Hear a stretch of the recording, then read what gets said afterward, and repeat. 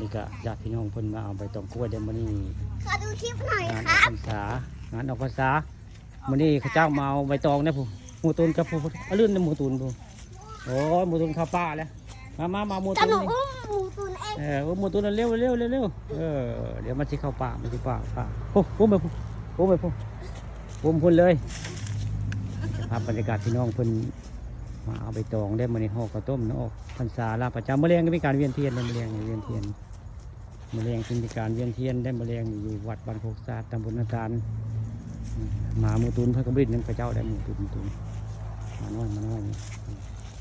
เอาไปใช้บ้านนี่ไปใช้มันนี่โอ้ยดูสิไปใช้อันนี้หมูตูนเพิ่นจะไปได้พี่น้องครับเพิ่นดื้อถ้าเห็นคนมาเพิ่นก็ลื่นแทนหมูตูนนี่ได้หมูตูนตัวเล่นนะปู่ลืมอุ้มเด้ออุ้มเพิ่นไปเข้าฮอกเด้ออุ้มเพิ่นเด้อปู่ไปแล้ว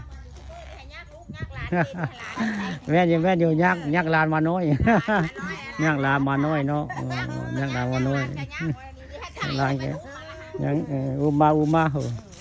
แต่ก้าวเขายักลูกได้ไม่ยักอันลานหมาพี่น้องเลยลานน้อยเป็นหมาได้อันเอาลูกสาวมาเลี้ยงเนาะของเบญจมาศมาเจริญศิลป์ไปเลยเป็นแต่สั่งก็ได้เป็นแต่สั่งได้มาอันตูนก็ได้พวกมาใกล้พวกจะเงียบแต่เฮาได้เอามามันจะเข้าขี้ซิกนะครับมันตอนเช้ามันพระเจ้ากำมาขอใบตองกล้วยไปห่อข้าวต้มในงานบุญออกพรรษาลาพระเจ้าเมื่อแรงที่มีการเวียนเทียนในเมื่อแรงนี่อยู่บ้านโคกศาสตร์ตำบลนาตาสีเวียนเทียนเลยเมื่อแรงนี่พระเจ้ามาใบตองพี่น้องมาใบตองบ่ได้ไปตึกฟ้าบ่สองไอ้น้องฮะของบ่ออกพรรษาจะก่อนจะสิไปเนาะอย่าไปใกล้รถมาพี่มาชิยางรถ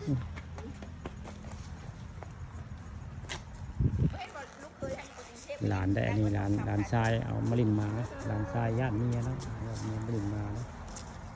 น้อยมากหมาง่ายมาตุนผัดไปแต่ช่างเขาก็มาลินน้ำไปง่ายเพิ่นก็จักไปสั่งข้าวป่าได้มาน้อยคนอยู่ใส่คนอยู่หันได้นี่ก็คือภาพบรรยากาศทั้งคนทั้งบ้านได้พี่น้องมาเลย